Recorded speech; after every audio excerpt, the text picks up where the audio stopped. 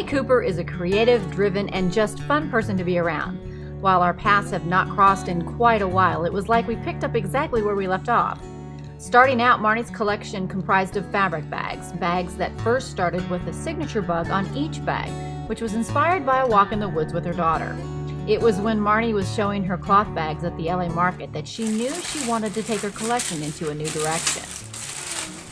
It was quite an experience because here I was wheeling around the showrooms, you know, showing the reps, and it was at that point that I saw all these other bags out of leather with zippers and snaps and compartments, and I felt overwhelmed.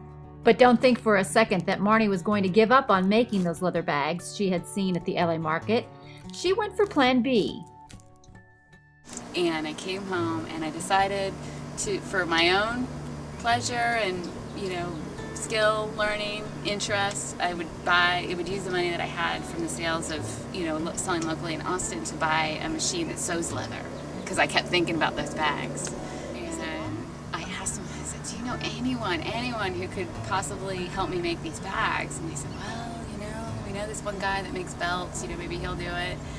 And I hired the guy who had never made bags before to sew the bags while I cut them out.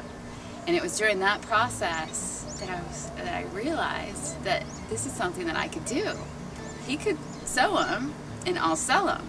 So I already had all my silhouettes from doing the fabric bags. I put together a collection and I went out on the road. In my first season on the road, one of the first sales calls I had was Fred Siegel, and they bought them, sold them very well. You know, it's definitely been, you know, a nice, steady, consistent growth, you know, and just adding new categories. In your bag, you know, easy, you know, you can wear them anywhere, but you can dress them up, dress them down. So, you know, the moccasin, which is so hot right now for fall, and it's also just a classic style. It's never going to go out of style. Just seemed like a great category to enter into, and when the opportunity came, I actually got invited by the Italian Trade Commission to go on a factory tour of Italy last year. And when I was there, I met this factory, and we worked on this little collection to merchandise with the bags.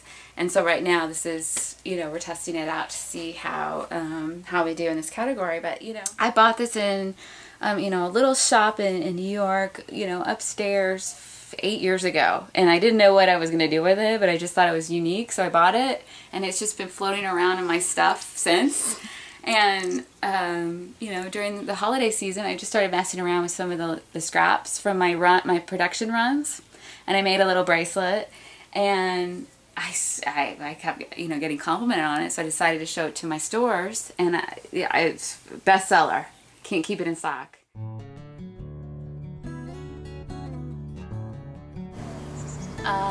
Don't take it personally. It's not about you. You know, I think you can take it personally. Like when I went to the LA market, and you know, it was about me. And really, it's not about me. I'm creating something, but it's the creative process. The end product it's not me. That's something else. And I think I would say, you know, try to master that, and then you'll tap into a well of creativity that will never end.